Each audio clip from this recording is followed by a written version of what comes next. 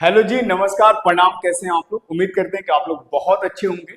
मैं अभिषेक सिंह एक बार फिर से आप सबको वन डेयर्स के ऑफिशियल यूट्यूब चैनल पे हृदय से वेलकम करता हूं। मेरे भाई, आज एक बार फिर से आप सबके लिए बहुत ही प्यारा सा सेशन लेकर के आए हैं, कंपाउंड इंटरेस्ट पार्ट 2। अगर आप सभी अब तक कंपाउंड इंटरेस्ट पार्ट फर्स्ट वाले वीडियो को अच्छे से नहीं कंप्लीट किया है, पूरा अच्छे से नहीं देखा है, तो मेरा एक विनम्र निवेदन है आप लोगों से कि एक बार उसको जाकर के अच्छे से कंप्लीट कर लीजिए, तब जाकर के इस वीडियो को देखिए। क्योंकि इस वीडियो को देखने का मतलब या तभी समझ में आएगा, या इसके बाद जितने भी वीडियो आने वाले हैं वो तभी समझ में आएगा जब आप पार्ट फर्स्ट वाले वीडियो को अच्छे से देख करके उसको प्रॉपर वे में नोट्स बना लेंगे। ठीक है ना? तो पेन और कॉपी लेकर के हो जाइए तैयार, करते हैं आज के इस सेशन का शुरुआत। मेरे भाई, ऐसा मैं क्यों कह रहा हूँ कि पार्ट फर्स्ट वाला वीडियो आपको सबसे पहले जरूरी है। मेरे भाई, इस वीडियो को देखने से पहले या फिर इसके आगे जितने भी वीडियो आने वाला है उसको देखने से पहले तो आप समझ लीजिए पार्ट फर्स्ट में एक्चुअल में हम लोगों ने जो डिस्कस करा था, पार्ट फर्स्ट में क्या क्या डिस्कस किया था। तो सबसे पहले तो मैंने डिस्कस किया था यहाँ पे कॉन्सेप्ट। कॉन्सेप्ट क्या क्या डिस्कस किया था? तो कॉन्सेप्ट में मेरे भाई, कॉन्सेप्ट में मैंने डिस्कस करा था, कॉन्सेप्ट में डिस्कस करा था ग्राफ मेथड, जो कि अपने आप में बहुत ही इंपॉर्टेंट है। ठीक है ना, कंपाउंड इंटरेस्ट के लिए। इसके बाद हम लोग रेशियो मेथड को डिस्कस किए थे, रेशियो मेथड जो कि अपने आप में बहुत इंपॉर्टेंट है। रेशियो के बाद हमने सक्सेसिव भी डिस्कस किया था, सक्सेसिव कॉन्सेप्ट भी डिस्कस कर दिया था, सक्सेसिव मेथड भी डिस्कस करा था। बट यहाँ पे हमने 2 साल के लिए गया, फॉर 2 ईयर के लिए। ठीक है ना? इस वीडियो के बाद हम 3 साल पे भी चलेंगे या फिर उसके आगे जितने भी मतलब 3 के बाद 4, 5, 6 जो भी होगा उस पर भी डिस्कस किया जाएगा। ठीक है? तो सबसे पहले तो पार्ट फर्स्ट में हमने कॉन्सेप्ट को डिस्कस किया, तीनों ही कॉन्सेप्ट डिस्कस कर दिया उसमें, और इसके साथ साथ में कुछ एग्जाम्पल्स लेकर के कुछ क्वेश्चन भी करा। ठीक है ना? तो इसलिए भी वो जरूरी है पार्ट फर्स्ट, क्योंकि वो पार्ट फर्स्ट जो है वो पहला पार्ट जरूर है, लेकिन इस कंपाउंड इंटरेस्ट का एक तरह से नींव है, बेस है, आधार है। तो आप एक बार उसको जरूर देख लीजिएगा। तब तक आप फिर से, जब तक कंप्लीट नहीं करेंगे आप उसका, कंप्लीट करने के साथ साथ में प्रैक्टिस करिएगा, नोट्स प्रॉपर वे में बना लीजिएगा, तब ये यहाँ से शुरुआत करिएगा आप लोग। ठीक है ना? तभी जाकर के ये वीडियो आपको समझ में आएगा, या फिर इसके आगे आने वाले जितने भी वीडियो होगा वो समझ में आएगा। मेरे भाई, हमने जनरली आपको हर एक कॉन्सेप्ट को डिस्कस कर दिया है, और वहां पे 2 साल के लिए देखो, ग्राफ मेथड और रेशियो मेथड जो मैंने बताया, वो तो आपको चाहे वो समय 2 साल हो, 3 साल हो, 4 साल हो, सेम प्रोसेस पे आगे बढ़ रहा होगा, तो उसमें कोई लेकिन परंतु नहीं होगा। सक्सेसिव के लिए मैंने अभी 2 साल ही बताया है, आगे जब हम अगले वीडियो में मिलेंगे तो उस पर 3 या उसके आगे की बात करेंगे। तो अभी जो मैंने क्वेश्चन आप सभी के लिए लेकर के आया है, ये आप ऐसे समझ लीजिए कि अभी हम लोग 2 साल पे ही बेस्ड प्रश्न को करेंगे। क्योंकि देखो, जब तक आपकी हर एक प्रॉब्लम क्लियर ना हो, स्टेप बाय स्टेप धीरे धीरे आगे की ओर बढ़ेंगे हम लोग, इसमें कोई दो राय नहीं है। हम लोग हर एक पॉइंट पर डिस्कस करते हुए आगे बढ़ेंगे, और हमारी कोशिश ये रहेगी कि अगर आपको कंपाउंड इंटरेस्ट नहीं समझ में आता या फिर एक डर सा है मन में, तो उस डर को खत्म कर दीजिए। क्योंकि जब हमारा स्टेप बाय स्टेप प्रत्येक वीडियो को आप देखेंगे तो डेफिनेटली आप बहुत अच्छे से इसको पढ़ पाएंगे, समझ पाएंगे और इंजॉय कर पाएंगे। ठीक है ना? तो आज के वीडियो में हम लोग 2 साल तक करेंगे, आगे कुछ 3 साल के भी प्रश्न मिलेंगे, लेकिन मुख्य रूप से अगर देखा जाए तो हम लोग 2 साल पे डिस्कस करेंगे। ठीक है? चाहे वो डिफरेंस को लेकर के हो, या फिर प्रिंसिपल को लेकर के हो, या अमाउंट को लेकर के हो, ये सारी चीजें। तो पहला प्रश्न आप सभी के स्क्रीन पे मैं लगा रहा हूं। पहला प्रश्न मेरे भाई आप सभी के स्क्रीन पे ये रहा। एक राशि 2 वर्षों में 6% वार्षिक चक्रवृद्धि ब्याज की दर से बढ़कर 2,80,900 हो जाती है। तो बताना है हमें कि मूल राशि प्रिंसिपल क्या हो। देखिए, इस प्रकार के प्रश्न के लिए आप इसको भी यूज कर सकते हो, इस्तेमाल कर सकते हैं। जनरली सीआई के केस में क्या होता है, जब अमाउंट आपको निकालना होता है तो अमाउंट बराबर क्या होता है, अमाउंट बराबर principal into 1 + R/100 to the power n। अब मेरे भाई यहाँ पे ए क्या है, तो ये है आपका अमाउंट। एक मिनट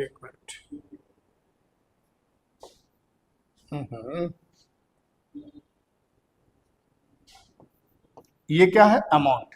पी क्या है, तो ये आपका ये प्रिंसिपल है। आर क्या है मेरे भाई, तो ये रेट है, ब्याज की दर। और ये एन क्या है, तो ये आपका एन जो है ये टाइम है। अब यहाँ पे अपने पास वैल्यू गिवन किसका था, टाइम।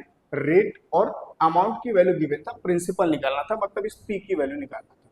तो इसकी वैल्यू यहाँ पे पुट करके डायरेक्ट भी आप निकाल सकते हैं ऐसे। लेकिन मैं आपको ये कह रहा हूं कि इस प्रकार के प्रश्न के लिए आप सीधे सीधे रेशियो मेथड यूज करिए, ज्यादा बेहतर होगा।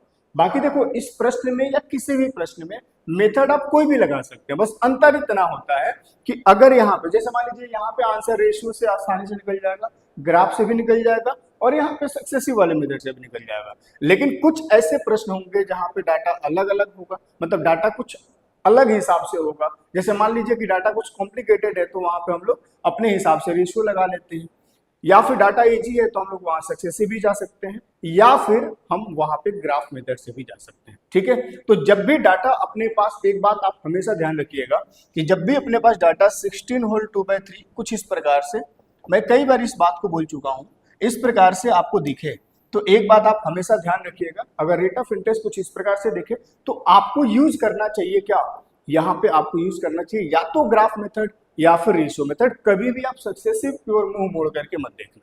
क्लियर है बात? बाकी आइए यहाँ पे रेशियो कैसे इस्तेमाल करेंगे समझते हैं। मेरे भाई एक बात बताइएगा, सबसे पहले ध्यान से देखिए, रेट ऑफ इंटरेस्ट कितना है? 6%। 6% का मतलब दोस्त क्या होता है? 6% का मतलब 6/100। जो पहली बार हमें देख रहे हैं उनके लिए, बाकी तो आप बहुत अच्छे से जानते हैं कि 6% का जो फ्रैक्शन है वो कितना है? 3/50। क्लियर है बात? अब आप मुझे एक बात बताइए कि अगर ब्याज की दर 6% है, मतलब इसका फ्रैक्शन कितना? 3/50। 3/50 का मतलब ये है कि प्रत्येक 5 पर हमें कितने का ब्याज मिलेगा मेरे भाई? 3 का ब्याज मिलेगा। इट मीन्स कि प्रिंसिपल अगर 50 है तो सीआई यहाँ से कितना बनेगा आपका 1 साल में? तो आप बोलोगे सर 3 रुपया। अब अगर मैं आपसे पूछूं कि प्रिंसिपल और अमाउंट के बीच रेशियो क्या होगा, तो 50 प्रिंसिपल था, 3 का ब्याज मिल गया, मतलब 53 रुपया हो जाएगा आपका क्या? अमाउंट। लेकिन ये जो रेशियो है, ये रेशियो आपके पहले साल के लिए है। और रेशियो मेथड में मैंने आपको पहले भी क्लियर कर दिया था पार्ट फर्स्ट में कि मेरे भाई अगर समय 2 साल हो, रेट ऑफ इंटरेस्ट अगर हर एक साल के लिए सेम हो, तो जो रेशियो आपके प्रिंसिपल और अमाउंट में पहले साल बनता है वही रेशियो आपके मेरे भाई यहाँ पे भी बन जाएगा। अब आप मुझे बताइए दूसरे साल के लिए भी वही रेशियो होगा। ठीक है, अगर मान लीजिए समय यहाँ पे 4 साल होता तो तीसरे साल के लिए भी सेम रेशियो होता है, चौथे साल के लिए भी सेम रेशियो होता है, क्योंकि रेट ऑफ इंटरेस्ट हर एक साल के लिए सेम है। अब यहां से अगर देखा जाए तो 2 साल का जो फाइनल प्रिंसिपल और अमाउंट में रेशियो बनेगा वो कितना बनेगा? तो आप बोलेंगे सर 2500, और 53 का स्क्वायर कितना होता है? ये हो जाता है 2809। क्लियर है बात या नहीं? अगर इतनी सी बात आप समझ पा रहे हैं तो अपने पास वैल्यू किसका गिवन था? अमाउंट का। Amount according to the ratio कितना है? 2809, और इसकी वैल्यू अगर देखा जाए तो कितना था? 2809 पे 2 जीरो। इसका मतलब ये कि अमाउंट की जो ओरिजिनल वैल्यू है इसके रेशियो वैल्यू से कितना गुना है मेरे भाई? 100 गुना। मतलब इसका 1 यूनिट की वैल्यू कितना होगा? 100, और 1 यूनिट की वैल्यू अगर 100 है तो 2500 यूनिट की वैल्यू कितना हो जाएगा? 2500 से मल्टीप्लाई कर देंगे तो 2500 पर 2 जीरो और आ जाएगा, मतलब 2,50,000। Option C is the correct answer. समझ पा रहे हैं? इस प्रकार के प्रश्न के लिए आप रेशियो से भी जा सकते थे या सक्सेसिव से भी जा सकते थे। अब सक्सेसिव यहाँ पे कैसे लगाते? सक्सेसिव यहाँ पे कैसे लगाते तो मैं आपको बता दूं, ध्यान से देखिएगा। सक्सेसिव यहाँ पे कैसे लगाते? रेट ऑफ इंटरेस्ट अपने पास 6% है, समय कितना है? 2 साल, और अमाउंट कितना है? तो अमाउंट है 2809 पर 2 जीरो, यही है 2,80,900। आप मुझे ये बताइए कि सबसे पहले यहां से अगर मैं आपसे पूछूं कि अगर रेट ऑफ इंटरेस्ट 6% है तो यहां से जो फाइनल रेट बनेगा 2 साल के लिए सीआई का, final rate of CI for 2 year, वो क्या बनेगा? तो आप बोलोगे sir A plus B plus A B upon 100 वाला कॉन्सेप्ट लगा लीजिए। ठीक है ना? खैर यहाँ पे रेट ऑफ इंटरेस्ट हर एक साल के लिए सेम है तो आप यहाँ पे वो वाला भी कॉन्सेप्ट लगा सकते हैं, 2a, ये वाला 2a डॉट ए स्क्वायर। बस ध्यान ये रखना था कि आपको इसको 2 डिजिट में लिखना था, यहां से भी वही चीज मिलेगा जो आपको यहां से मिलेगा। ठीक है, अब a की वैल्यू भी 6 है, b की वैल्यू भी 6 है, तो 6 और 6 कितना हो जाएगा? 12, और प्लस इन दोनों को मल्टीप्लाई करेंगे तो कितना हो जाएगा? 6 6 का 36। अब ये बन जाएगा 36, नीचे में कितना? 100। ये परसेंट का साइन यहाँ पे रहेगा। अब जब इसे सॉल्व करेंगे तो देखो नीचे में 2 जीरो, तो 2 जीरो नीचे बनने का मतलब कि हम 2 अंक इधर से छोड़ करके पॉइंट लगा देंगे, तो जो फाइनल रिजल्ट बनेगा वो कितना बनेगा? 12.36%। इसका मतलब ये हुआ दोस्त कि जो रेट ऑफ इंटरेस्ट है सीआई का पूरा 2 साल का जो फाइनल बनेगा वो कितना बनेगा 12.36। अब अगर इतने परसेंट का ब्याज मिलेगा उस प्रिंसिपल पर, तो प्रिंसिपल तो अपने आप में 100% होगा, प्रिंसिपल जो होगा अपने आप में 100% होगा। तो आप मुझे बताइए कि अमाउंट फिर यहां से कितना बन जाएगा। तो अमाउंट के लिए 100% प्लस 12.36%। क्लियर है बात। तो ये कितना हो जाएगा मेरे भाई 112.36%। अब इसका वैल्यू अपने पास गिवन है कितना 2809 पर 20। अब इसकी वैल्यू मतलब अगर परसेंटेज में देखा जाए तो अमाउंट अपना कितना था 112.36%। बोलो हाँ या ना। मतलब अमाउंट की वैल्यू गिवन था तो इसलिए मैंने उसको डिवाइड कर दिया, और अपन को निकालना प्रिंसिपल था मतलब 100% की वैल्यू, तो मैंने इसको 100% से क्या कर दिया, इसको मल्टीप्लाई कर दिया। जब आप इसे सॉल्व करेंगे तो आपको रिजल्ट के रूप में मेरे भाई वही मिलेगा जो आपको वहां पे मिला था। लेकिन मैं आपको सलाह दूंगा कि इस प्रकार के प्रश्न के लिए ratio one of the best method होता है। क्यों होता है? क्योंकि देख रहे हो यहाँ पे कहीं पे भी कैलकुलेशन मुश्किल हुआ है क्या? नहीं हुआ है। ठीक है, बाकी अगला प्रश्न आप सभी सेम पैटर्न पे हैं, तो आप लोग जवाब दीजिएगा, सॉल्व करिएगा और सॉल्व करके बताइएगा रिप्लाई इन कमेंट। आप कमेंट में मुझे बताइएगा कि इसका आंसर क्या होगा। ठीक है, सेम पैटर्न पे बेस्ड है, तो एक बार इसको अपने से खुद से ट्राई करिएगा। ठीक है, ये आप लोगों के लिए है। अगला प्रश्न पे चलते हैं। 2 वर्ष का चक्रवृद्धि ब्याज तथा साधारण ब्याज का अंतर 128 रुपया है, 128 रुपया है, जबकि चक्रवृद्धि ब्याज की दर 8% वार्षिक देय है, तो मूलधन क्या होगा?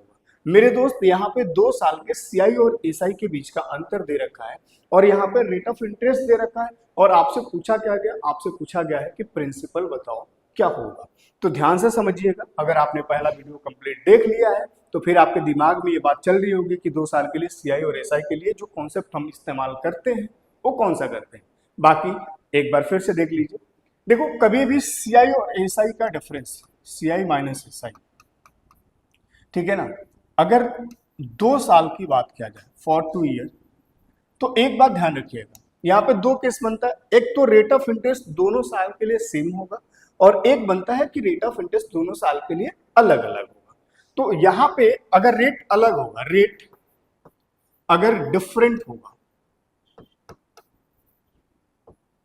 रेट डिफरेंट होगा, रेट डिफरेंट होगा, है ना, तो उस केस में हम लोग क्या करते हैं भाई, CI minus SI, CI minus SI बराबर किसके होगा, पी इंटू, मान लीजिए पहले साल के लिए x%, दूसरे साल के लिए y%, तो हम क्या करेंगे, p का xy% निकाल लेंगे, xy बाई 100% निकाल लेंगे। क्लियर है बात।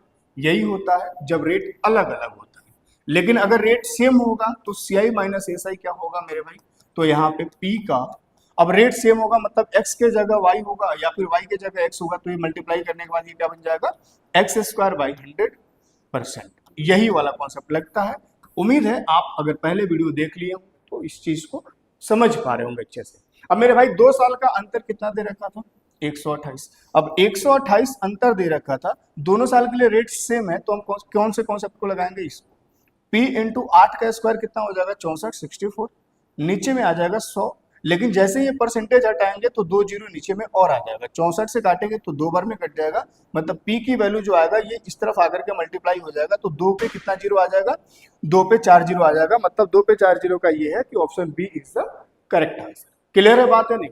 उम्मीद करते हैं कि आप इस बात को बहुत अच्छे से समझ पा रहे होंगे, और इस टाइप के प्रश्न आज बहुत सारे हम लेकर के आए हैं जो आपके हर एक कॉन्सेप्ट को क्लियर करेगा। जो भी कंफ्यूजन होगा हर एक चीज इस पे क्लियर हो जाएगा। ठीक है, और कोशिश रहेगी कि हम आपको यहाँ पे ग्राफ भी इस्तेमाल करके बताएं, रेशियो भी बताएं, और आपको सक्सेसिव भी साथ में लेकर के चले, ताकि तीनों ही कॉन्सेप्ट पे आपका जबरदस्त कमांड हो। क्योंकि आपको अगर सीआई में बेहतर परफॉर्मेंस करना है तो तीनों को बेहतर तरीके से आपको समझना पड़ेगा। ठीक है ना, क्योंकि जरूरत पड़ने पर हम रेशियो भी इस्तेमाल करेंगे, जरूरत पड़ने पर हम ग्राफ भी इस्तेमाल करेंगे, और जरूरत पड़ने पर हम सक्सेसिव से भी जाएंगे। जैसे इस प्रश्न को देखिएगा, एक निश्चित धनराशि पर ब्याज की दर प्रथम वर्ष के लिए 12.5% तथा द्वितीय वर्ष के लिए 16.2/3% है, तथा 1.5 वर्ष का चक्रवृद्धि ब्याज तथा साधारण ब्याज का अंतर 125 रुपया है, सॉरी 25 रुपया है, तो वह धनराशि क्या होगी। देखिए, सबसे पहले आज एक बात आप अपने दिमाग में गांठ बांध लीजिए, फिक्स कर लीजिए कि किसी भी क्वेश्चन में हम शुरुआत अभी जीरो लेवल से कर रहे हैं, लेकिन आगे ये प्रॉब्लम एक नहीं बहुत सारे प्रश्न में आएंगे। जब भी प्रिंसिपल मेरे भाई आपके प्रश्न में गिवन नहीं होगा, कंपाउंड इंटरेस्ट के केस में मैं बता रहा हूं, तो उस केस में आपको क्या करना है, रेट को आपको हथियार बनाना है। रेट को आपको क्या करना है, हथियार बनाना है, और इसी को इस्तेमाल करके हम हर एक चीज को निकाल लेंगे। समझ पा रहे हैं आप कैसे निकालेंगे, ध्यान से। पहले साल के लिए रेट अगर 12.5 है, इसका मतलब कि फ्रैक्शन कितना होगा, 1/8। दूसरे साल के लिए रेट 16 और 2/3, मतलब फ्रैक्शन कितना, 1/6। मेरे लाल एक बात बताइए कि अगर हम लोगों ने बचपन में सीखा था, गुरुजी ने बताया था कि जब प्रिंसिपल गिवन ना हो या कुछ भी गिवन ना हो, जिसकी वैल्यू हमें फाइंड करना है, उसको x मान लो या फिर 100 मान लो, या x के जगह पे हम कुछ और मान लो, y z जो भी है। लेकिन मैं ये कह रहा हूं अब थोड़ा सा ट्रेंड को चेंज करना पड़ेगा। मैं ये कह रहा हूं कि x क्या जरूरी है मानना, x पहले भी परेशान करता था, आज भी परेशान करेगा और आगे भी परेशान करेगा। क्लियर है बात? तो x से बचे। अगर यहां सपोज करना ही है तो आप हमेशा अपने अकॉर्डिंग वैल्यू सेलेक्ट करके वहां पे रखिए, ताकि आपकी कैलकुलेशन बहुत आसान हो। जैसे मान लीजिए अगर मैं इस प्रश्न को आपको ऐसे समझाऊं, सपोज दैट अपने पास प्रिंसिपल x, आपको यहाँ पे प्रिंसिपल अगर मानना भी है तो कैसे मानना है और क्या मानना चाहिए, वो सारी चीजें यहाँ से क्लियर हो जाएगा। मान लीजिए प्रिंसिपल अपना कितना है, x है, ठीक है ना। यहाँ पे समझा देते हैं, वहां जगह कम है। प्रिंसिपल अपना x है। अब आप मुझे बताइए कि अगर पहले साल के लिए रेट ऑफ इंटरेस्ट 1/8 है, इसका मतलब ये कि ये जो प्रिंसिपल है ये एक साल में कितना होगा, प्रत्येक 8 पर 1 का ब्याज लग जाएगा, मतलब ये एक साल में कितना हो जाएगा, 9/8। क्लियर है बात? अगर दूसरे साल के लिए रेट ऑफ इंटरेस्ट कितना है, 1/6 है, तो इसका मतलब ये है कि दूसरे साल में प्रत्येक 6 पर 1 का ब्याज मिलेगा, तो 6 से कितना होगा, 7 होगा। जनरली मतलब यही तो अप्रोच लगता है, या बोलो हाँ, इसका मतलब यही है। अब यहाँ पे 2 साल का फाइनल अमाउंट कितना होगा वो निकल करके आ जाएगा। अब आप मुझे एक बात बताइए कि यहाँ पे x की वैल्यू कुछ ऐसा रख दिया जाए जो इन दोनों से इजीली कट जाए, तो अपना कैलकुलेशन आसान हो जाएगा, कैलकुलेशन पॉइंट में नहीं जाएगा, आपका कैलकुलेशन इजी हो जाएगा। तो आपके दिमाग में एक बात आती है कि सर x न रख करके अगर हम कुछ ऐसा वैल्यू रख ले जो 8 से भी कटे और 6 से भी कटे, तो हमने बोला कि हाँ बिल्कुल रख लीजिए। अब आपके दिमाग में आया 24 रख लेते हैं। लेकिन एक बात यहाँ पे और आप गलत कर जाएंगे कि आप मुझे एक बात बताइए भाई, पहले साल के लिए अगर इस प्रिंसिपल का 9/8 निकालेंगे, अब प्रिंसिपल के रूप में मान लीजिए 24 आपने मान लिया, तो 24 को जब 8 से काटेंगे तो 3 बार में कटेगा। बोलो हाँ यार, समझ पा रहे हो? लेकिन जब दूसरे साल के लिए 7/6 निकालिएगा तो 6 से 3 तो नहीं कटेगा, लेकिन हाँ 3 से 2 बार में कट जाएगा। तो फिर से क्या ये पॉइंट में आना शुरू नहीं हो जाएगा, क्या हो जाएगा कि नहीं?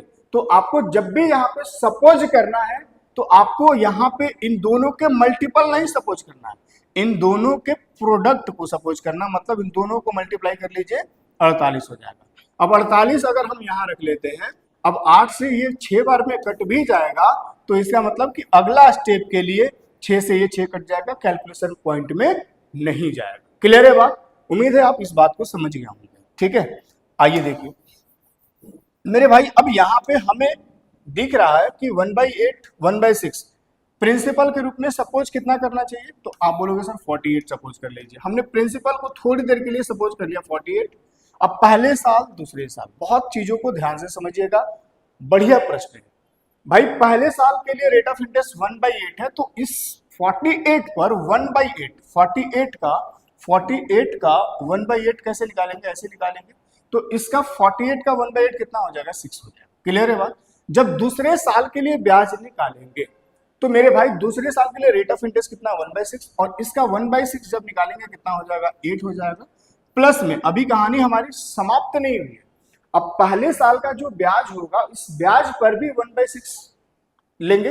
अब इस 1/6 पर 1/6 का मतलब कितना आपको ब्याज मिल जाएगा, 1 मिल जाएगा। मैं फिर से आपसे रिक्वेस्ट करूंगा कि अगर आपने अब तक हमारा वीडियो पहला वाला नहीं देखा तो एक बार जरूर जाकर के देखिए। अब आप मुझे एक बात बताइए कि पहले साल का ब्याज ये है, दूसरे साल का ब्याज ये है, पहले साल का ये, दूसरे साल का ये, अगर दोनों को जोड़ दिया जाए तो टोटल 2 साल का ब्याज आ जाएगा। बोलो हाँ या ना?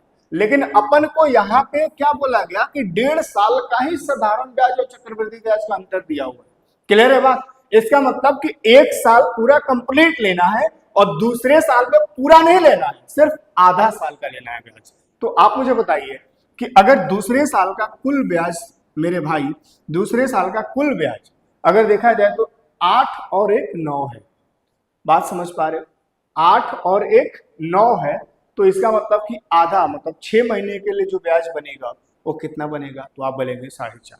अब ध्यान से समझिएगा, इस 8 और 1 9 में भी अगर देखा जाए तो ये जो 8 रुपए का ब्याज मिला है वो किस पे मिला है, प्रिंसिपल के रूप में मिला है। इस प्रिंसिपल पर मिला है 1/6 के अकॉर्डिंग 8। इसका मतलब कि दूसरे साल का साधारण ब्याज ही 8 है। समझ आ रही है बातें? दूसरे साल का साधारण ब्याज 8 है, पहले साल का साधारण ब्याज 6 है। खैर सीआई के केस में पहले साल का सीआई और एसआई दोनों बराबर ही होता है। समझ आ रही है बात है? क्योंकि इंटरेस्ट पर इंटरेस्ट तो आप तभी लेंगे ना जब पहले एक बार आप इंटरेस्ट ले चुके होंगे। तो साधारण ब्याज पहले साल का ये साधारण ब्याज भी होगा और ये चक्रवृद्धि ब्याज भी होगा। अब दूसरे साल के लिए आपको एसआई के रूप में 8 मिल गया। अब आप मुझे बताइए, अगर मैं सीआई की बात करूं तो सीआई का मतलब कि इंटरेस्ट पर इंटरेस्ट। अब पहले साल का जो ब्याज था, इस ब्याज पर 1/6 का मतलब ये कि ये जो है आपका, ये कहीं ना कहीं ये पहले साल के ब्याज पर मिला हुआ ब्याज है। बोलो हाँ या? अब मैं आपसे पूछूं कि बताओ 2 साल का एसआई क्या हो, सॉरी 1.5 साल का एसआई क्या हो, तो एसआई जो होगा मेरे भाई वो कितना हो जाएगा? पहले साल का एसआई 6 है, दूसरे साल का एसआई अगर 8 है, दूसरे साल का एसआई 8 है, लेकिन हमें पूरा 1.5 साल के लिए चाहिए, मतलब आधे, दूसरे साल पूरा नहीं चाहिए, आधा चाहिए। इसका मतलब कि यहाँ पे कितना हो जाएगा 4, तो 6 और 4 मिलकर के कितना हो जाएगा 10। तो 1.5 साल का जो एसआई बनेगा वो कितना बन जाएगा? 10 बन जाएगा। समझ पा रहे हो? अगर मैं आपसे सीआई की बात करूं तो बेटा सीआई कितना हो जाएगा? तो आप बोलोगे सर अगर पहले साल का ब्याज ये आपका 6 है और अगर दूसरे साल का ब्याज 9 है, तो 9 का आधा कर देंगे तो 4.5 बन जाएगा। बोलो हाँ या ना? तो आधा साल का आ गया 4.5 और 6 आपका पहले साल का था, तो 6 और 4.5 मिलकर के कितना बना देगा? 10.5। मतलब कि एसआई अगर 1.5 साल का देखा जाए तो कितना बन जाएगा? तो 1.5 साल का एसआई बन जाएगा आपका 10 और सीआई कितना बन जाएगा? 10.5। तो दोनों के बीच में अंतर कितना होगा? 0.5। बोलिए हाँ या ना? दोनों के बीच में अंतर कितना होगा? 0.5। अब 0.5 यूनिट की वैल्यू कितना दे रखा था? 25। इसका मतलब ये है कि यहाँ से जब पॉइंट हटाएंगे 1 0 इधर चला जाएगा। 1 यूनिट की वैल्यू मेरे भाई कितना निकल करके आएगा? तो आप बोलेंगे सर 50, और 1 की वैल्यू अगर 50 है तो 48 की वैल्यू कितना आ जाएगा? 48 को 50 से मल्टीप्लाई कर दो तो ये आ जाएगा 2400। Option A is the correct answer. देखो समझने में आपको, क्योंकि हम एक तरह से इसको फाउंडेशन की तरह आपको पढ़ा रहे हैं, तो समझने में हो सकता है या समझाने में थोड़ा सा वक्त लगे, लेकिन डेफिनेटली जब आप यहाँ से समझ करके जाएंगे तो आपको किसी भी प्रश्न में कोई अंतर या कोई प्रॉब्लम नहीं रह जाएगा। अगर हो तो एक बार कमेंट सेक्शन में बता दीजिएगा। हाँ, पहला इसके बाद वाला प्रश्न को देखिए। किसी धनराशि पर 2 वर्ष के लिए चक्रवृद्धि ब्याज तथा साधारण ब्याज का अंतर 72 है, ब्याज की दर अगर 12% दे हो तो धनराशि क्या होगा? ऐसा प्रश्न हम पहले कर चुके हैं, बता चुके हैं भाई। 2 साल का अंतर कितना है? 72 है, बराबर किसके? अगर दोनों साल के लिए रेट ऑफ इंटरेस्ट 12% है, दोनों साल के लिए रेट ऑफ इंटरेस्ट 12% है, इसका मतलब प्रिंसिपल का हम 12 का स्क्वायर करेंगे 144 डिवाइड बाय 100, अब परसेंट हटाएंगे यहाँ से तो ये 2 जीरो और आ जाएगा। इसके लिए फॉर्मूला यही तो है, CI माइनस SI। बार बार मुझे लिखना ना पड़े इसलिए पहले वाले आप फॉर्मूले को अच्छे से काम कर लीजिए। पार्ट फर्स्ट पे या इससे पहले भी मैंने बताया है, यहाँ पे हो जाएगा R का स्क्वायर डिवाइड बाय 100%। ठीक है, तो ये 100 इसके लिए था, परसेंट हटाया तो 2 जीरो और आ जाएगा। 72 से कितने बार में कट जाएगा? 2 बार में, 2 से काटेंगे 10,000 जो है 5,000 बार में कट जाएगा। मतलब प्रिंसिपल जो होगा वो कितना होगा? 5,000 होगा। Option A is the correct answer.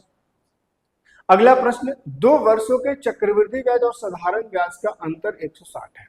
अब मेरी बात को बहुत ध्यान से समझिएगा। जब पहला पार्ट मैंने क्लियर किया था ना, तो वहां पे मैंने हर एक चीज को क्लियर कराया था। और देखो एक बात तो क्लियर है कि कौन सा ब्याज कहाँ और किस पे मिला है ये जानना बहुत आवश्यक है। अगर आप इस पे काम नहीं करेंगे, इसको नहीं समझ पाएंगे, तो फिर आगे प्रश्न को करना बड़ा मुश्किल होगा फिर आपके लिए। ठीक है, तो पहला पार्ट को बहुत अच्छे से समझिएगा कि मैंने कौन सा ब्याज किसके ऊपर कैलकुलेट किया है, ये सारी चीजें समझ में आनी चाहिए। अब आप मुझे बताइए कि 2 साल का CI और SI का अंतर अगर 160 है, ध्यान से समझना, तो आप मुझे बताइए प्रिंसिपल यहाँ पे कितना है ये अपन को नहीं पता, पर इतना जरूर पता है कि अगर पहले साल के लिए दूसरे साल के लिए जो भी ब्याज दर होगा इस ब्याज दर के अकॉर्डिंग पहले साल का ब्याज मान लीजिए यहाँ पे x के रूप में है। समझिएगा मेरी बात को बहुत ध्यान से। अब अगर पूछा गया कि ब्याज दर बताओ, इसका मतलब यह है कि दोनों साल के लिए जो ब्याज दर है वो सेम है। इसका मतलब कि दूसरे साल के लिए भी उसी ब्याज दर पर इस प्रिंसिपल पे जो ब्याज मिलेगा वो कहीं ना कहीं x के रूप में मिलेगा। बोलो हाँ या ना। अगर दोनों साल के लिए ब्याज दर सेम है तो उस ब्याज दर पर पहले साल के लिए x रुपये ब्याज मिल गया, दूसरे साल के लिए भी इस प्रिंसिपल पर x रुपये मिल गया। लेकिन कहानी अभी इतना ही समाप्त नहीं होती। प्लस अब हम लोगों को पहले साल का जो ब्याज होता है उस पर भी ब्याज लेना है। अब आप मुझे बताइए कि पहले साल का अगर ब्याज मान लीजिए x के रूप में है और हमारा रेट ऑफ इंटरेस्ट चाहे जो भी होगा उस रेट ऑफ इंटरेस्ट के अकॉर्डिंग इस x पे भी मुझे ब्याज लेना होगा। मान लिया मैंने कि x पर जो ब्याज मिल गया मुझे कितना मिल गया, y मिल गया। तो इसका मतलब ये हुआ मेरे भाई कि यहाँ पे अगर मैं आपसे पूछूं कि CI बताओ कुल कितना होगा, तो आप बोलोगे सर सबको जोड़ दीजिए ये CI हो जाएगा। तो ये कितना हो जाएगा 2x प्लस वाई, ये क्या बनेगा CI बनेगा। अब मैं पूछूंगा कि बताओ SI क्या होगा, तो ये सीधे वाले कॉलम में मैंने कई बार समझाया इस चीज को पहले पार्ट से लेकर के अब तक। तो दोनों को जोड़ेंगे तो ये कितना बन जाएगा 2x, ये आपका SI बन जाएगा। तो दोनों के बीच का जो अंतर बनाएगा वो क्या बनेगा y। क्या इस बात को समझ पा रहे हैं? और ये जो y है कहीं ना कहीं ये CI और SI का अंतर बनाएगा 2 साल के लिए। और ये जो y है वो किसके ऊपर ब्याज मिला हुआ है, इस x के ऊपर ब्याज मिला है। बोलो हाँ या ना। तो जो भी रेट ऑफ इंटरेस्ट रहा होगा यहाँ के लिए वही रेट ऑफ इंटरेस्ट के अकॉर्डिंग x पर ब्याज कितना मिल गया, y मिल गया। अगर इतनी सी बात समझ गए तो मैं एक छोटा सा ऐसे ग्राफ बनाता हूँ। प्रिंसिपल कितना हमें नहीं पता, यहाँ पे पहले साल दूसरे साल आई कुल ब्याज कितना, सॉरी दोनों साल का अंतर कितना है 160। अब ये मुझे बताइए कि अगर साधारण ब्याज 2 साल का 2880 है तो एक साल का जो SI होगा वो कितना होगा, 2 से डिवाइड कर दीजिए तो कितना हो जाएगा 1440। इसका मतलब कि पहले साल के लिए जो ब्याज बनेगा वो कितना बनेगा 1440। अब आप ये बात मुझे क्लियर करिए कि ये जो 160 का जो ब्याज मिला है क्या इस 1440 पर ही मिला होगा। अगर 1440 पर मिला है 160 का ब्याज तो मेरे भाई आप मुझे बताइए कि यहाँ पे रेट ऑफ इंटरेस्ट क्या होगा। परसेंटेज के लिए 100 से मल्टीप्लाई कर देंगे 100% से। अब यहाँ पे 0 से 0 काट लेंगे, 16 से कितने बार में, 9 बार में, 100/9 मतलब option C is the correct answer. उम्मीद है इस बात को आप समझ गए होंगे। अगले प्रश्न पे चलते हैं। अगला प्रश्न आप सभी के स्क्रीन पे ये रहा, जल्दी से फटाफट बताइए। 2 वर्षों के चक्रवृद्धि ब्याज और साधारण ब्याज का अंतर 18,000 रुपए की धनराशि पर 405 रुपए आता है तो ब्याज का वार्षिक दर क्या होगा। यहाँ पे CI भी दिया है, अब प्रिंसिपल नहीं दिया है। मैंने हर एक प्रकार के प्रश्न को लेने की प्रयास किया है। यहाँ पे CI और SI का अंतर दे रखा है और प्रिंसिपल दे रखा है। अंतर कितना है 405 और प्रिंसिपल कितना है मेरे भाई, तो यहाँ पे प्रिंसिपल 18,000 है। अब इस प्रिंसिपल का हमें कितना, अगर रेट ऑफ इंटरेस्ट हर एक साल के लिए सेम है तो x² 100% निकालते हैं। और x² मतलब कि यहाँ पे रेट ऑफ इंटरेस्ट निकालना है तो रेट को R² मान लो, थोड़ा अच्छा लगता है, डिवाइड बाय 100%।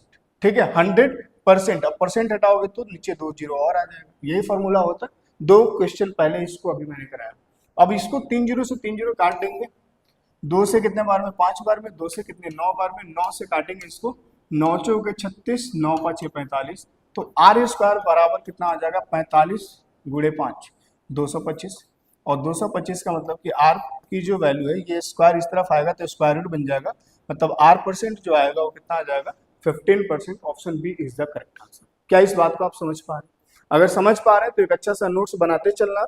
और अगला प्रश्न आप सभी के स्क्रीन पे ये रहा, ये भी वही प्रिंसिपल है। देखो हमने प्रैक्टिस के लिए आपको किसी भी प्रकार की कोई शिकायत ना रहे, कोई डाउट ना रहे, इसलिए बहुत सारे प्रश्न हम एक टाइप के क्वेश्चन कम से कम 2 लेकर के आए ताकि आपके हर एक चीज क्लियर होती चले।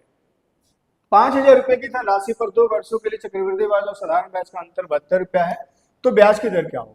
मेरे भाई आप मुझे बताओ कि अगर अंतर 72 का है तो ये अंतर बराबर किसके होगा, प्रिंसिपल का R%, R² बाई 100%, यही होगा R² बाई 100%। के लिए 2 जीरो और लगा दीजिए। अब 3 जीरो से 3 जीरो कट जाएगा, 5 से कटेगा 2 बार में, तो R² बराबर कितना होगा 72 दूनी 144 144। तो ये स्क्वायर फिर से इस तरह आकर के स्क्वायर रूट में कन्वर्ट हो जाएगा, मतलब 144 किसका स्क्वायर बनता है 12 का। इसका मतलब कि R की जो वैल्यू निकल करके आएगा वो कितना आ जाएगा मेरे भाई 12%। क्लियर है बात। चलिएगा नेक्स्ट प्रश्न। अगला प्रश्न देखिए, ये भी बड़ा प्यारा सा प्रश्न है लेकिन ये 3 साल के लिए। किसी धन राशि पर 3 वर्ष का चक्रवृद्धि ब्याज और साधारण ब्याज का अंतर 57 है। ध्यान से समझना, 3 साल के लिए सीआई और एसआई के बीच का अंतर जब दिया हो या निकालना हो, उसके लिए या 3 साल के लिए प्रिंसिपल अमाउंट चाहे जो कुछ भी होगा हम अगले वीडियो में डिस्कस करेंगे। लेकिन फिलहाल आपको यहाँ पे मुझे कॉन्सेप्ट को क्लियर करना था, इसलिए इस प्रश्न को मैंने लगाया है। और बहुत ध्यान से बहुत बारीकी से इस बात को समझिएगा जो मैं बोलना चाहता हूँ। मेरे दोस्त, यहाँ पे प्रिंसिपल नहीं दिया है, बोला है किसी धनराशि पर। अब धनराशि कितना है ये बात अपन को नहीं पता, पर 3 वर्षों का चक्रवृद्धि ब्याज और साधारण ब्याज का अंतर 57 है। अगर ब्याज की दर 16 से 2/3 है तो मेरे भाई यहाँ से जो इसका फ्रैक्शन बनेगा वो कितना बनेगा, 1/6। इस बात को तो आप बहुत अच्छे से समझ रहे हैं।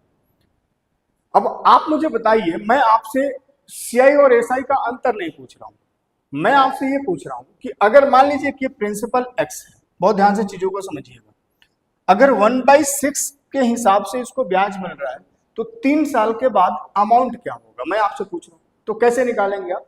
इस एक्स का प्रत्येक 6 पर 1 का ब्याज मिल रहा है, इसका मतलब कि 6 से कितना हो जाएगा, 7 हो जाएगा। अब पूरा ये 1 साल में कितना बन जाएगा, 7/6।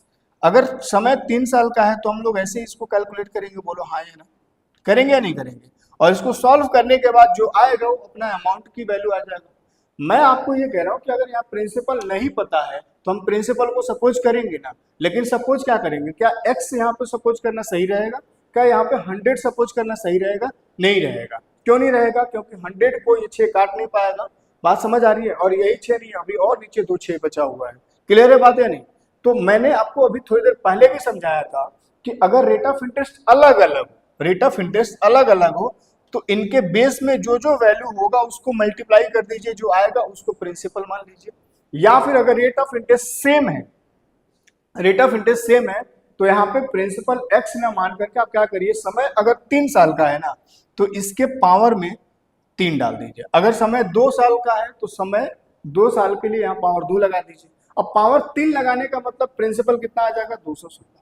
अब ऐसा मैंने क्यों किया, क्योंकि देखो मानना तो है, यहाँ पे ये बात क्लियर है, लेकिन जब मानना है, ये बात क्लियर है, तो हम ऐसा वैल्यू क्यों ना मान ले जो अपना कैलकुलेशन आसान बनाए। तो हमने एक्स ना मान करके क्या मान लिया, समझ आ रही है बात है? अब कैसे मानना है ये भी मैंने आपको बता दिया, कंफ्यूज नहीं होना है। 2 साल के लिए पावर 2, 3 साल के लिए पावर 3, 4 साल के लिए पावर 4। अब 2 साल के लिए अगर यहाँ पे पावर 2 होता तो प्रिंसिपल कितना हो जाता, 36 हो जाता। क्लियर है बात? अब प्रश्न हमारे पास बस इतना सा रहा है कि प्रिंसिपल अपना कितना है, 216। अगर प्रत्येक साल के लिए ब्याज दर 1/6 है तो मेरे भाई ब्याज कैसे कैलकुलेट करते हैं, इसका 1/6 अगर निकालें कितना हो जाएगा, 36। अगर हर एक साल के लिए ब्याज दर सेम है तो इस 216 का 1/6 फिर से 36 मिल जाएगा, प्लस पहले साल का जो ब्याज है उसका 1/6 कितना हो जाएगा, 6।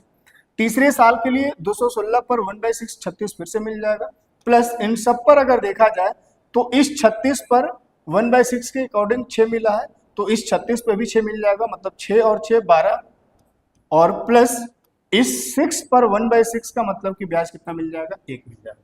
क्लियर है बात या नहीं?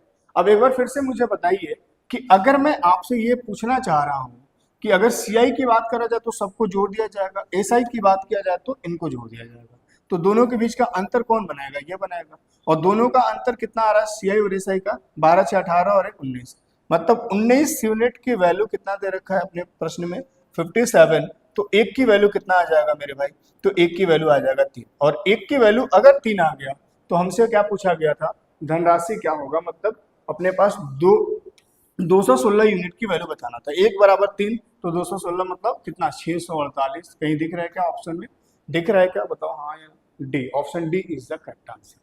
क्लियर है बात या नहीं? अगर ये बात समझ में आ गई तो इस प्रश्न से हम लोगों ने बस इतना ही सीखा है कि मेरे भाई अगर कभी भी किसी क्वेश्चन में प्रिंसिपल की वैल्यू गिवन ना हो तो उस केस में प्रिंसिपल को सपोज रेट के हिसाब से हम कर लेंगे। और रेट के हिसाब मतलब वहां पे सबसे जरूरी जो चीज होगा कि टाइम कितने साल का दिया हुआ है, मतलब हम रेट को हथियार बनाएंगे, उसके साथ साथ में हम इस्तेमाल करेंगे क्या, टाइम भी। समझ आ रही है बात है ना? टाइम के अकॉर्डिंग यहाँ पे प्रिंसिपल को सपोज करना होता है। जैसे एक प्रश्न और है आपके लिए, और इस प्रश्न को सभी लोग करिएगा। एक प्रश्न और है आप सभी के लिए, इस प्रश्न को सभी लोग करिएगा, ठीक है ना? ये भी उसी से रिलेटेड प्रश्न है, सेम प्रश्न है। यहाँ पे भी समय 3 साल का दिया है, 3 साल का सीआई और एसआई का बीच का अंतर कितना है, 140 है। ब्याज की दर 11/1/9। अब 11/1/9 है, इसका मतलब कि फ्रैक्शन जो बनेगा, इसका फ्रैक्शन जो बनेगा वो कितना बनेगा, 1/9 बनेगा। और 1/9 अगर समय 3 साल है तो यहाँ पे इसके पावर 3 लगा देना है। पावर 3 लगाने का मतलब ये है कि जो प्रिंसिपल बनेगा वो कितना बनेगा, 729 बनेगा। मैं एक बार क्लियर कर दूं कि ये जो 729 का प्रिंसिपल हम लोगों ने सपोज किया है, ये प्रिंसिपल मेरे भाई, ये आप ऐसे समझ लीजिए कि ओरिजिनल प्रिंसिपल नहीं है। पर इतना जरूर पता है कि अगर यहाँ पे वैल्यू डेसिमल में नहीं है तो जो प्रिंसिपल आएगा वो 729 का मल्टीपल ही आएगा। तो मैं यहाँ पे ये देख पा रहा हूँ कि 729 का मल्टीपल ना ये बन पाएगा ना ये बन पाएगा, और 729 का मल्टीपल ये भी नहीं बन पाएगा, क्योंकि 729 मतलब जानते हैं क्या, 29 हटा दीजिए, 700 का मल्टीपल 7×5 = 3500, और अगर 29 में 5 से मल्टीप्लाई कर दे तो 29×5 कितना हो जाएगा, 145।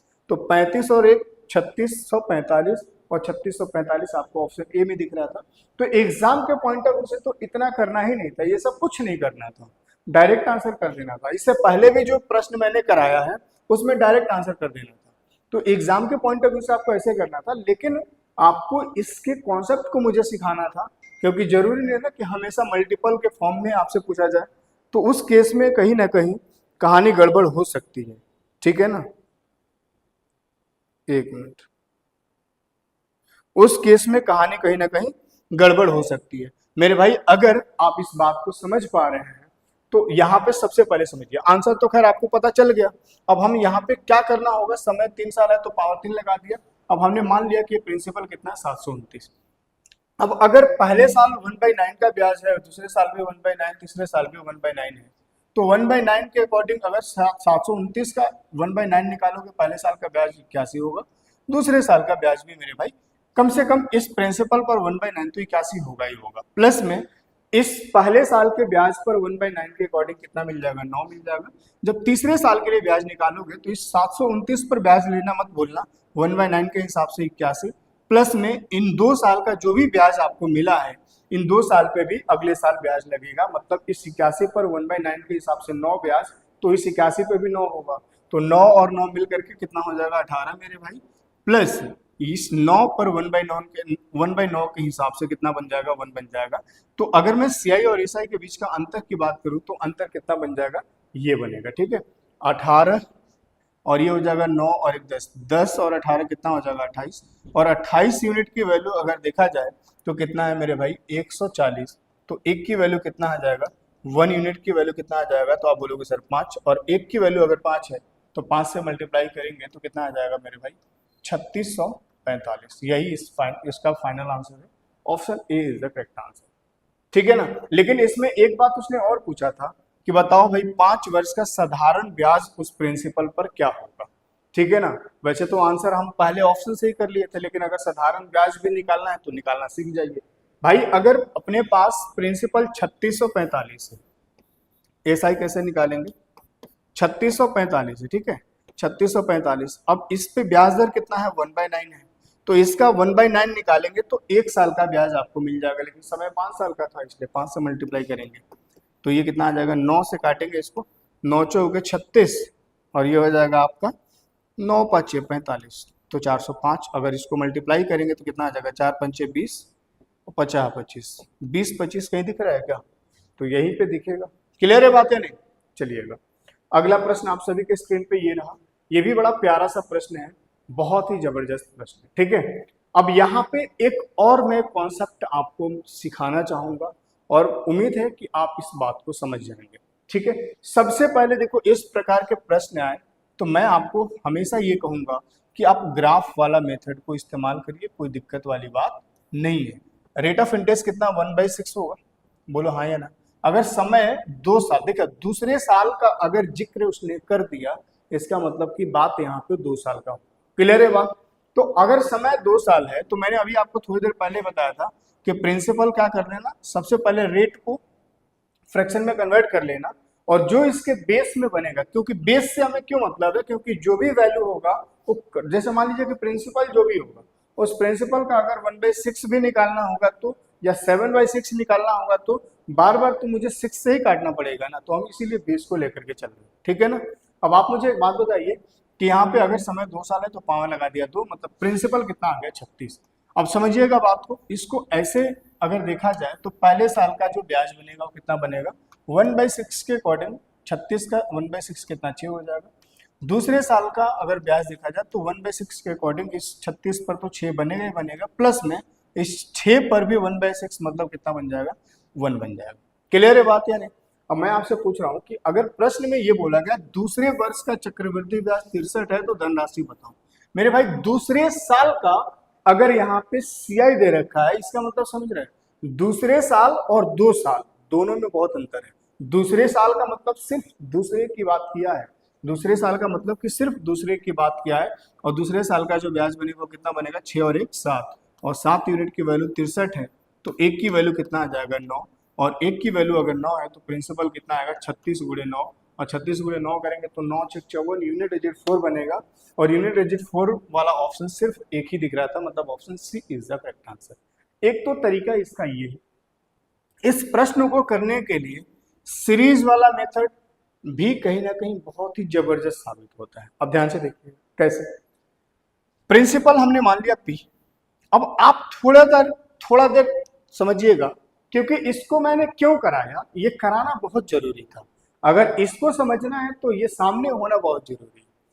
प्रिंसिपल का आप मुझे बताइए कि अगर पहले साल 1/6 का अगर आप ब्याज लेंगे, समझिएगा बात को, तो ये जो प्रिंसिपल है प्रत्येक 6 पर 1 का ब्याज लग करके ये 6 से 7 बन जाएगा। बोलो हाँ या ना। इतनी सी बात समझ आ रही है कि नहीं आ रही है, बोलो हाँ या ना।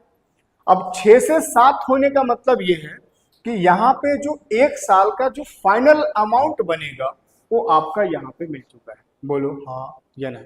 अगर आपके पास 1 साल का अमाउंट मेरे भाई मिल गया है तो इतनी सी बात मुझे बताओ कि हमें क्या चाहिए था, हमें चाहिए था दूसरे वर्ष का सीआई, हमें चाहिए था दूसरे वर्ष का सीआई। अब आप मुझे एक बात बताइए, अब इसके लिए थोड़ा सा मैं यहाँ पे चलूंगा ग्राफ पे। दूसरे साल का सीआई अपना क्या है, ये है। अब थोड़ा सा अगर इसको और डीप में जाकर के देखा जाए तो ये जो ब्याज मिला है वो किसके ऊपर मिला है, प्रिंसिपल के ऊपर मिला है, और ये जो ब्याज मिला है किसके ऊपर मिला है, पहले साल के ब्याज के ऊपर मिला है। इसका मतलब ये कि जो दूसरे साल का जो सीआई बनेगा वो पहले साल का जो अमाउंट बनेगा, पहले साल का जो अमाउंट होगा उस अमाउंट का 1/6 जो बनेगा वो कहीं ना कहीं दूसरे साल का क्या बनेगा, सीआई बनेगा। इस बात को समझ पा रहे हैं, क्योंकि हमने एक तरफ प्रिंसिपल पे भी ब्याज लिया और यहाँ पे पहले साल के जो ब्याज था उस ब्याज पर भी ब्याज लिया, तो प्रिंसिपल प्लस ब्याज पहले साल के लिए प्रिंसिपल और पहले साल के लिए ब्याज दोनों को जोड़ेंगे तो अमाउंट ही तो बनेगा। तो पहले साल का जो अमाउंट होगा उस अमाउंट का 1/6 जो होगा वो कहीं ना कहीं दूसरे साल का ब्याज होगा, और दूसरे साल के लिए अगर ब्याज निकालना होगा तो इस पहले साल के अमाउंट का 1/6 निकालना होगा, और ये जो 1/6 निकालने के बाद जो वैल्यू मिलेगा ये दूसरे साल का ब्याज मिलेगा, और दूसरे साल का ब्याज कहीं ना कहीं कितना था 63 था। अब इसको सॉल्व कर लेंगे तो 7 9 63, पी की वैल्यू कितना आ जाएगा 6 गुणे 6 36 गुणे 9, और 36 गुणे 9 मतलब option C is the correct answer. समझ पा रहे कि नहीं समझ पा रहे, तो आप ऐसे भी कर सकते थे, और इस पे बड़ा अच्छा प्रश्न बनता है 2 साल के लिए, 3 साल के लिए भी पूछा जाता है। मैं 2 साल के लिए भी लेके आया हूँ, 3 साल के लिए भी लेके आया हूँ। अगर 4 साल की बात करें तो 4 साल के लिए भी आप इजीली निकाल सकते हैं। जैसे अगला प्रश्न मैं आपके स्क्रीन पे लगा दिया, अगर अपने पास दूसरे साल का चक्रवृद्धि ब्याज 420 रुपए के रूप में दिया है, अगर ब्याज की दर 12% है तो आप मुझे बताइए कि धनराशि क्या होगा, ये बताना था। तो हम थोड़ी देर के लिए क्या करेंगे, देखो हर जगह ग्राफ लगाना जरूरी नहीं है, आप सीरीज से भी लगा सकते हो, रेशियो से भी लगा सकते हो, बस कॉन्सेप्ट क्लियर होना चाहिए मेरे भाई। अगर मैं आपसे पूछूं कि प्रिंसिपल यहाँ पे जो भी है हमें नहीं पता, अगर ब्याज की दर 12% है तो 12% का जो फ्रैक्शन होगा वो कितना होगा 3/25। अब इस 3/25 से हमें ये पता चल रहा है कि ये जो प्रिंसिपल है 1 साल बाद ये 25 से कितना हो जाएगा 28, तो इसका मतलब ये है कि ये 1 साल का अपना अमाउंट निकल करके आ गया। क्लियर है बात। अब 1 साल का अमाउंट अपने पास आ गया, हमें चाहिए था दूसरे साल का क्या, हमें चाहिए था दूसरे साल का सीआई। तो इस पहले साल के अमाउंट का जितना रेट ऑफ इंटरेस्ट दिया है उतना निकाल लो, जो निकल करके आएगा वो क्या आएगा, ये दूसरे साल का सीआई और दूसरे साल का सीआई कितना था 420, एक्चुअल में 420 था, तो ये बराबर 420 हो जाएगा। ठीक है, अब ये हो जाएगा 28 तिया 84, और 84 से इसको काटेंगे 5 बार में, तो ये 5 बार में कट जाएगा। मतलब प्रिंसिपल जो होगा वो कितना होगा, 25 गुणे 25 625, और 625 को 5 से मल्टीप्लाई कर लेंगे तो कितना बन जाएगा 3125। ठीक है ना, 6 पंचे 30, 25 पंचे 125, 3125। क्लियर है बात या नहीं? अगर ये बात क्लियर है तो फिर आगे बढ़ते हैं अगले प्रश्न पे। और ये जो प्रश्न आपको देखने को मिल रहा है, ये जो प्रश्न है वही प्रश्न है, लेकिन ये 3 साल के लिए। अब यहाँ पे क्या करेंगे, तो आपको करना कुछ नहीं, सिर्फ और सिर्फ रेट ऑफ इंटरेस्ट देखिए। रेट ऑफ इंटरेस्ट कितना 1/7, और 1 भाई इसका मतलब कितना 1/7। क्लियर है बात? अब 1/7 का मतलब ये है कि प्रिंसिपल कितना है ये अपन को नहीं पता, लेकिन अगर 1/7 से ब्याज मिलेगा, इसका मतलब प्रत्येक 7 पर 1 का ब्याज मिलेगा, तो इसका मतलब कि पहले साल का जो अमाउंट बनेगा वो कितना बनेगा 8/7। मतलब प्रत्येक 7 पर 1 ब्याज बनेगा, तो ये 7 से कितना हो जाएगा 8 हो जाएगा एक साल के अंत में। ठीक है, अब समय 3 साल के लिए बोला गया क्योंकि तीसरे साल का ब्याज यहाँ पे दिया है। तो इसका मतलब ये कि अगर ये एक साल में 7 से 8 हो रहा है, तो दूसरे साल में भी 7 से 8 हो रहा होगा, अगर ब्याज की दर सेम है, बोलो हाँ है ना। तो दूसरे साल भी अगर ये 7 से 8 हो रहा होगा, इसका मतलब कि अमाउंट हम दूसरे साल तक निकाल लिए। अब हमें तीसरे साल का सिर्फ चक्रवृद्धि ब्याज चाहिए, सीआई चाहिए। तो तीसरे साल का जो सीआई बनेगा वो क्या बनेगा, इन 2 साल का जो अमाउंट है, इस अमाउंट पर बस जो रेट ऑफ इंटरेस्ट दिया है उतना निकाल दो। अब ये जो वैल्यू निकल करके आ गया, अब ये जो वैल्यू निकल करके आ गया मेरे भाई, ये क्या निकल करके आ गया, तो ये आपका तीसरे साल का सीआई। और तीसरे साल का सीआई बराबर किसके था, 320 के बराबर था। अब इसको सॉल्व करोगे तो 8 8 64, 64 से इसको काटोगे 6 पंचे 30, 4 पंचे 20, 5 बार में कट जाएगा। मतलब इसका ये है कि प्रिंसिपल जो आएगा वो कितना आएगा, इसका क्यूब करोगे, मल्टीप्लाई करोगे तो कितना आ जाएगा 343, और इसको 5 से मल्टीप्लाई करोगे तो कितना आ जाएगा 4 5 15, 5 के 20, 15 2 17, 15। Option A is the correct answer. समझ पा रहे कि नहीं समझ पा रहे? अगर समझ पा रहे तो अगला प्रश्न आपका ये रहा, ध्यान से देखिए। यदि ब्याज अर्धवार्षिक चक्रवृद्धि है तो किस दर प्रतिशत प्रतिवर्ष पर 14,400, एक मिनट, 14,400 रुपए की धनराशि बढ़ करके 15,876 रुपया हो जाएगी। मेरे दोस्त आप मुझे इतनी सी बात बता दो, आप मुझे इतनी सी बात बता दो कि अगर समय यहाँ पे 1 साल का है, अगर कैलकुलेशन यहाँ पे अर्धवार्षिक हो रहा है, इसका मतलब कि प्रत्येक 6 महीने पर यहाँ पे कैलकुलेशन हो रहा होगा, बोलो हाँ है ना। अब प्रत्येक 6 महीने पर कैलकुलेशन हो रहा होगा, इसका मतलब ये है कि यहाँ 1 साल में कुल कैलकुलेशन कितने बार होगा, 2 बार होगा। इसका मतलब कि जो अप्रोच यहाँ पे आपको 2 साल के लिए हम लोग लगाते थे, वही अप्रोच आपको यहाँ पे लगा लेना था, और इसमें कुछ करने की आवश्यकता थी ही नहीं। अब देखो, जब भी इस प्रकार के प्रश्न आ जाए ना कि कोई प्रिंसिपल इतना से इतना हो गया इतने समय में, कोई प्रिंसिपल इतना से इतना हो गया इतने समय में, 2 साल में कोई प्रिंसिपल इतना से इतना हो गया, 3 साल में कोई प्रिंसिपल इतना से इतना हो गया, तो डेफिनेटली वहां पे जो प्रिंसिपल और अमाउंट के बीच का रिलेशन या रेशियो जो बनता है ना कहीं मेरे भाई, वहां पे वो किसी न किसी, अगर समय 2 साल का है तो वहां पे स्क्वायर बनेगा, समय 3 साल का है तो कहीं ना कहीं पावर 3 बनेगा। अब मैं ऐसा क्यों कह रहा हूँ, ध्यान से समझिएगा। अगर मैं बेसिक अप्रोच लगाऊं यहाँ पे, तो अमाउंट बराबर क्या होता है, P इंटू 1 प्लस R/100, यही होता है। अब यहाँ पे अगर देखा जाए पावर n होगा, समय है। अब अमाउंट कितना था, तो यहाँ पे अमाउंट जो है 15,876। अब ये प्रिंसिपल इसके नीचे आ जाएगा तो कितना आ जाएगा 14,400, ऐसे आप लिखेंगे, बोलो हाँ है ना। और इधर में क्या बन जाएगा 1 प्लस R/100। मैं आपको ये समझाना चाह रहा हूं, अगर समय यहाँ पे 1 साल है, कैलकुलेशन अर्धवार्षिक है, तो कुल कितने बार कैलकुलेशन होगा, 2 बार, तो यहाँ पे पावर 2 लगेगा।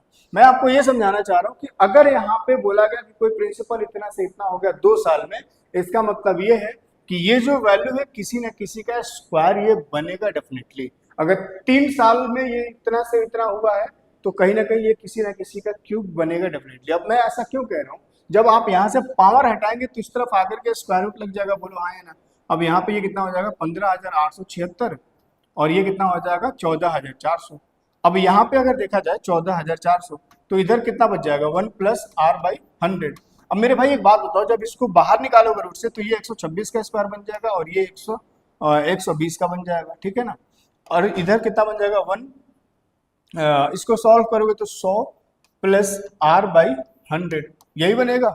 अब इसको काटा जाए तो मेरे भाई ये कितने बार में कट जाए, 2 से कितने बार में कट जाएगा, 2 से 0 से 0 काट लो, और अगर 2 से काटोगे तो 6 बार में, और 2 से काटोगे कितने बार में, 5 बार में, और 6 से इसको काटोगे तो 6 दूनी 12 और 6 एकम 6, और ये 21 को इस 5 से मल्टीप्लाई करोगे, 21 5 105 बराबर कितना हो जाएगा, 100 प्लस आर। तो आर की वैल्यू कितना आ जाएगा मेरे भाई, 5%। लेकिन मैं आपको ये कह रहा हूँ, यहाँ ऑप्शन गलत है, 5% होना चाहिए। लेकिन मैं आपको ये कह रहा हूँ कि जब भी इस प्रकार के प्रश्न आए तो आपको ऐसे नहीं करना चाहिए। बस इस बात को ध्यान रख लो कि समय अगर 2 साल का है, इसका मतलब ये स्क्वायर बनेगा। समय 3 साल का है तो यहाँ पे कहीं ना कहीं क्यूब बनेगा। समय 4 साल का है तो कहीं ना कहीं वहां पे पावर 4 होगा। क्लियर है बात है नहीं? अगर इतनी सी बात क्लियर है तो इसको डायरेक्ट करने का क्या तरीका था मैं आपको बता रहा हूँ।